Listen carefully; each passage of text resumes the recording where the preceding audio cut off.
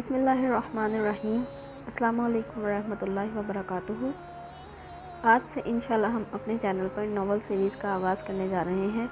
ये नावल ना सिर्फ मोटिवेशन से भरपूर होगा बल्कि इसमें बहुत सारी मालूमात भी दी गई हैं। जब से ऑनलाइन काम ज़ोरों शोर से शुरू हुआ है, इसके ज़रिए भी फ्रॉड और स्कैम बहुत बढ़ गए हैं। इस नावल में लिखारी ने इन सब स्कैम्स का बताया है कि किस तरह स्कैम्स हो रहे हैं और इनसे कैसे बचा जाए। इसलिए ये मुकम्मल नावल जो है वो आपको मुकम्मल मालूमात देगा। बहुत सारे जो फ्रॉड लोग होते हैं वो मासूम लोगों को किस तरह से अपने जाल में फंसाते हैं और उनसे बहुत सारे रकम ले लेते हैं। तो इस नावल में आपको इस बारे में मुकम्मल आगाही दी जाएगी, इसलिए ये नावल ज़रूर पढ़ें और मुकम्मल नावल पढ़ने के लिए चैनल को सब्सक्राइब करें। शुक्रिया। किस्त नंबर 4। नावल की पहली, दूसरी और तीसरी किस्त का लिंक डिस्क्रिप्शन में दे दिया गया है। 2 आंसू टूटकर यमुना की आंखों से गिरे। वो अपने कंधे पर रखे शीरी के हाथ को झटकती आगे बढ़ी। आपी आप, शीरी प्लीज़ मुझे कुछ वक्त के लिए अकेला छोड़ दो। कमरे में आतिशदान जलने के बावजूद उसे अपना जिस्म कँपकँपाता महसूस हुआ। वो बमुश्किल खुद को घसीट कर अपने बेड तक पहुंची, सर लिहाफ तक ओढ़कर लेट गई। दिल की कली मुकम्मल तौर पर खिलने से पहले ही नोची जा रही थी। बिलबिलाना तो बनता था, मैं लाला को ऐसे ही नहीं जाने दूंगी। अभी जाकर उनसे जवाब तलबी करती हूँ। वो ऐसे कैसे?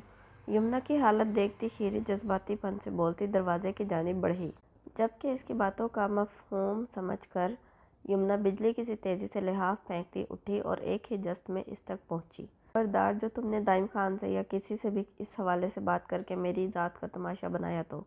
वो बहती आंखों समेत इसकी बाजू थामती दृष्टि से गोया हुई।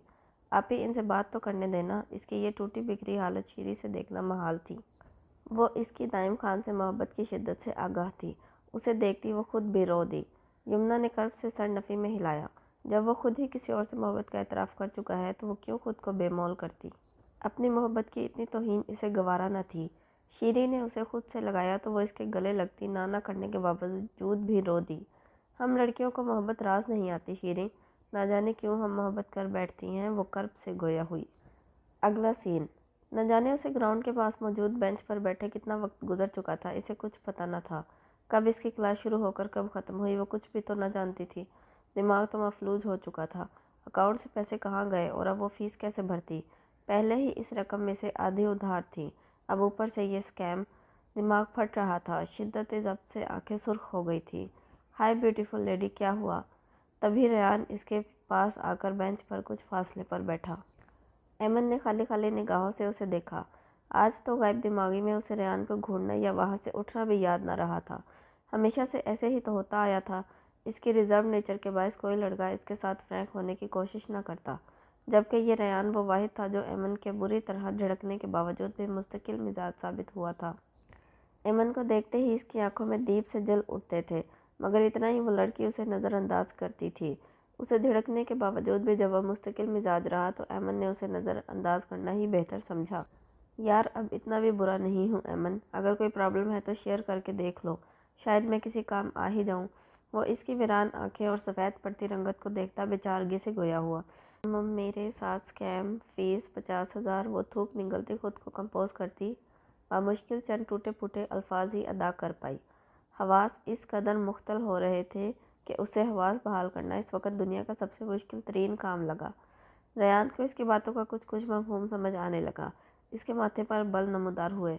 कैसे स्कैम हुआ? पैसे चोरी हुए यूनिवर्सिटी में या अकाउंट हैक हो गया? वो अपने हाथों की जानिब देखती आहिस्तगी से गोया हुई।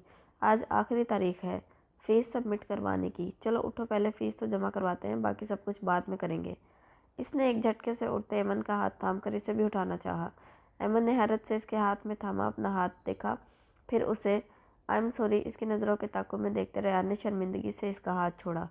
मेरे पास फ़िलहाल मज़ीद पैसे नहीं हैं। आहिस्ता आहिस्ता वो खुद को अब कंपोज कर रही थी। जानता हूँ, फ़िलहाल फ़ीस में जमा। वो भी बात ही कर रहा था जब वो तेज़ी से इसकी बात काट गई। तुम किस खुशी में मेरी फ़ीस जमा करवाओगे? मेरी मजबूरी का फ़ायदा उठाकर तुम मेरे साथ फ्री होने की कोशिश मत करो। गुस्से से एमन के गाल टमटमा उठे। झंझलाहट इस वक्त हद से सवा थी। एक तो अकाउंट हैक हो गया और दूसरा किसी अजनबी से मदद लेनी पड़ रही थी। रेयान कई पल संजीदगी से इसे देखता रहा। ओके फाइन, जज्बातियत को साइड पर रख कर बात करते हैं। आज फीस की आखिरी तारीख है, तुम मुझसे उधार ले लो, जब तुम्हारे पास हो तो लौटा देना। वो गहरा सांस भर कर हाथ पैंट की जेबों में अड़सता गोया हुआ। और ट्रस्ट मी, इसके बदले मैं तुमसे कोई फ्री होने या फ्लर्ट करने की कोशिश बिल्कुल नहीं करूँगा। इसने सादगी से कंधे उचकाए। इतना मत सोचो यार। वो इसे हनूस कशमकश में गिरा देख बेचारगी से बोला तो वो नचार उठ पड़ी। अगला सीन। क्या? लेकिन ये हुआ कब? क्लास के बाद नताशा और शराज इसे ढूंढते हुए इस तक पहुँचे। वो रयान के साथ फीस जमा करवा कर वापस आ रही थी। इसकी ज़ुबानी सारा मामला सुनकर नताशा सदमे के ज़ेरे असर चिल्ला उठी। लेकिन एमन, जब तुमने किसी को कोई कोड दिया ही नहीं तो तुम्हारा अकाउंट हैक कैसे हो गया? बिना इन्फॉर्मेशन लिए तो अकाउंट हैक नहीं हो सकता। शिराज परेशानी से सोचता गोया हुआ। पता नहीं, मुझे तो कुछ समझ ही नहीं आ रही। पता नहीं क्या मुसीबत है। वो चारों चलते हुए कैंटीन में आ गए थे। शिराज, इसका कोई हल नहीं है क्या? मतलब हम किसी तरह से रकम रिकवर नहीं कर सकते क्या? आखिर रकम इतनी छोटी भी नहीं थी। नताशा एमन के साथ ही कुर्सी घसीट कर बैठती आज से शिराज को देखकर गोया हुई, जो एमन के मोबाइल पर आए मैसेजेस को देख रहा था। इसका हल तो यही है कि साइबर क्राइम वालों को इसकी रिपोर्ट करवाई जाए, ताकि मुस्तकबिल में अगर कोई हैकर पकड़ा जाए तो पैसे रिकवर होने की कोई सबील निकल आए। इसने मोबाइल की स्क्रीन से सर उठाते मोबाइल वापस एमन की जानिब बढ़ाया, जो गुमसुम से इनकी बातें सुनती मेज़ की सतह को घूर रही थी। आज तक वैसे ऐसा कभी हुआ नहीं शिराज कि स्कैम की हुई रकम वापस मिल जाए।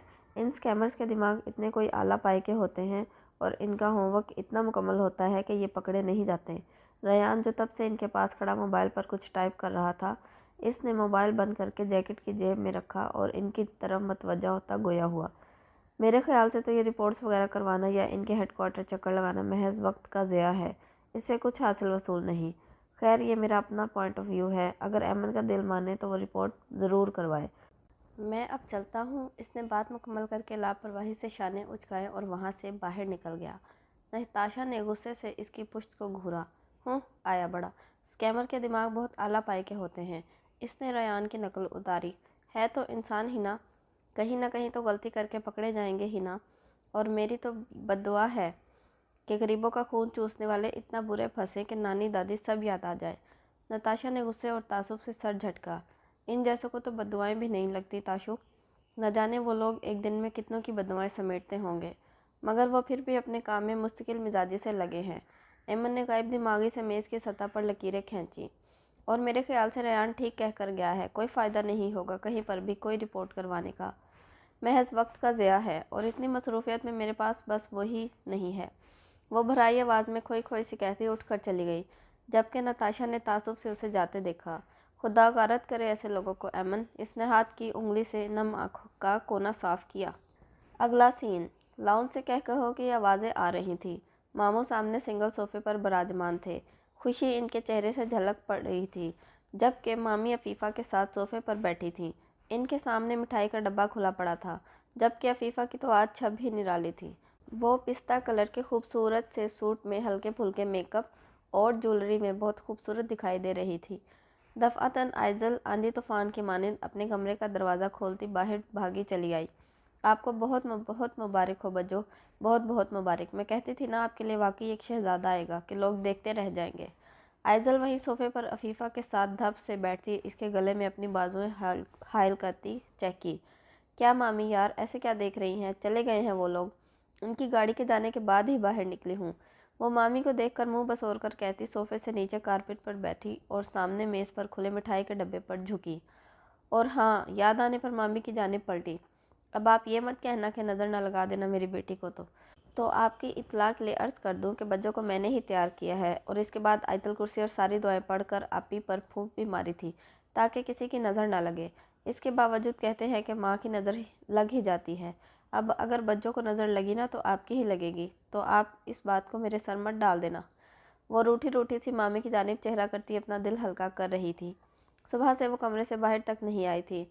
बस मेहमानों के आने से पहले इसने ज़बरदस्ती अफीफ़ा को अपने सामने बिठाकर इसके नाना करने के बावजूद हल्का फुल्का मेकअप किया था और फिर कई सूरतें पढ़कर इस पर फूकी थी।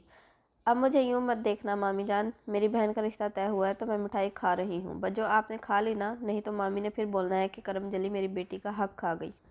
इसने सर झटकते मिठाई का पीस मुंह की तरफ ले जाते याद आने पर अफीफ़ा की जानिब देखते पूछा, जो इसे भड़ास निकालता देख नम आंखों से मुस्कुरा दी थी। इसकी बातें सुनकर मामू सर झुका गए। बीवी के रवैये से वो भी आगाह थे, जबकि इसके शिकवे सुनकर मामी ने भी नम आंखों से उसे देखा, जो सफ़ेद फ्राक में हमरंग आंचल शानों पर फैलाए बालों की ऊंची पोनी बनाए खुद भी एक नोखेज़ कली ही मालूम हो रही थी। अल्लाह तुम्हारी भी किस्मत बहुत अच्छी करे बेटा। मामी ने फटते जज्बात से इसका चेहरा हाथों के प्याले में भरते इसके माथे पर लब रखे और फ़ौरन से वहाँ से उठकर चली गई, जबकि आइज़ल सदमे के ज़ेरे असर पूरी आंखें खोले इन्हें जाता देख रही थी। बज्जो, ये अनहोनी कैसे हो गई? कहीं मैं कोई ख्वाब तो नहीं देख रही? बज्जो, कहीं मुझे इस करम नवाजी पर हार्ट अटैक ही ना आ जाए। वो सीने पर हाथ रखे खुशगवार हैरत से बोल रही थी, जबकि अफीफ़ा के साथ साथ मामू भी मुस्कुरा दिए। दिल की बुरी नहीं है तुम्हारी मामी बेटा, बस हालात के हाथों चिड़चिड़ी सी हो जाती है। मामू इसके सर पर प्यार देकर कहते अंदर चले गए, जबकि वह नूज़ बेयकीन सी थी। अगला सीन। सूरज की रोशनी इस खुले से कच्चे सहन में दूर तक फैली हुई थी। 2 दिनों के जाड़े के बाद आज धूप भी किसी नेमत मुतरकबा से कम ना थी। बरामदे में बुआ अपनी मखसूस चारपाई पर एक टांग मोड़े एक टांग चारपाई से नीचे लटकाए बैठी लड़कियों को काम करता देख रही थी। आइज़ल का आज यहाँ तीसरा दिन था। पहली रात ही यहाँ की सर्दी बर्दाश्त ना कर पाते अगली सुबह वह बुखार में भिनक रही थी, लेकिन इसके बावजूद वहाँ कामों से जान खलासी न थी। बुआ काम के मामले में खासी सख्त वाक़ई हुई थी। उसे हर हाल में अपना काम मुकम्मल चाहिए था। इनके पास कई एक जानवर थे जिसका दूध वो पूरी बस्ती में बेचती थीं, और इस काम के लिए उन्होंने बस्ती की ही लड़कियां तनख्वाह पर रखी हुई थी। लेकिन इनके यहाँ काम इतना होता कि कोई लड़की भी ज़्यादा देर तक रुकती न थी, इसलिए उन्हें आए दिन लड़कियों की ज़रूरत रहती, और कई बार तो लड़कियों की कमी की वजह से वहाँ मौजूद लड़कियों का काम कई गुना बढ़ जाता। सभी लड़कियाँ सुबह वहाँ आ जातीं और मगरिब के बाद वहाँ से चले जातीं। वहाँ महज आइज़ल ही थी जो इतनी बड़ी हवेली में बुआ के साथ रात में रुकती। पहले 2 दिन तो बुआ ने इस पर हाथ काफ़ी हल्का रखा, कुछ इसके शहर से आने और ना तजर्बाकार होने और कुछ इसकी तबीयत ख़राब होने की वजह से। मगर आज सुबह ही एक और लड़की के चले जाने की इतला मिलते ही बुआ ने इसे बाकायदा काम संभालने का हुक्म दिया था। इसलिए अब वो आस्तीने कूनियों तक चढ़ाए एक हाथ में पानी की बाल्टी थामे और दूसरे में झाड़ू और कच्चे सहन के एक कोने में खड़ी थी। बुआ की एक्सरे करती निगाहें इस पर गड़ी थीं। सिर्फ मेरी अच्छी सूरत देखकर आपने कैसे फैसला कर लिया था मामी कि मेरी किस्मत बहुत अच्छी होगी? किस्मतें अच्छी सूरत की ही मोहताज होती तो आज मैं यहाँ नहीं होती। बेनामो निशान। इसके दिल से एक हवक निकली। वह सूरत से हाथ की मदद से सहन में पानी का छिड़काव करने लगी। कुछ हिस्से पर पानी का छिड़काव करने के बाद इसने झाड़ू संभाली। अभी आधे से भी कम सहन साफ हुआ था कि इसकी हिम्मत जवाब देने लगी। इतना बड़ा सहन झाड़ू देते वक्त गोया 4 गुना ज़्यादा बड़ा हो गया था। इसकी आंखों में धुंध छाने लगी। ज़िंदगी में पहली मर्तबा वो ऐसे तजर्बे से गुजर रही थी, वरना वो तो मामी की सख्त तबीयत के बाइस वहाँ भी मनमानी कर जाती थी, मगर यहाँ तो हिसाब भी और था। जल्दी हाथ चला लड़की, शाम तक सिर्फ सहन ही नहीं साफ़ करना। उसे अपने पीछे से एक करख्त आवाज़ सुनाई दी, गोया इसकी हर हरकत बुआ की निगाहों में हो। मुसीबत। वो मुँह ही मुँह में बुड़बुड़ाई। दिल चाहा सब यहीं फेंक कर ठोक बजा कर कहे कि मुझसे नहीं होता ये सब। वह पढ़ाई की दिलदादा लड़की वैसे ही बहुत कामचोर थी, लेकिन क्या वो ऐसा कुछ कह सकती थी? इस शख्स ने तो इसके हाथ पांव ही इस अंदाज में बांधे थे कि वो खुद को छुड़वाने की खातिर हाथ पांव भी नहीं मार सकती थी। कहा भी था इसने कि वो 4 लाख लौटा देगी इस जालिम को, मगर इसकी तो ऊंची नाक नीचे हो जानी थी जो मान जाता। लेकिन अच्छा ही हुआ कि नहीं माना। मान भी जाता तो वो कहाँ से देती उसे 4 लाख? 4 लाख तो क्या, इसके पास तो फूटी कौड़ी भी ना थी। तुम्हें मेरा अल्लाह पूछेगा दाइम खान, देखना तुम। इसने बेदिले से सर झटकते आंखों को मसला और मज़ीद तेज़ी से झाड़ू देने लगी। किस्त नंबर 4 ख़त्म शुद।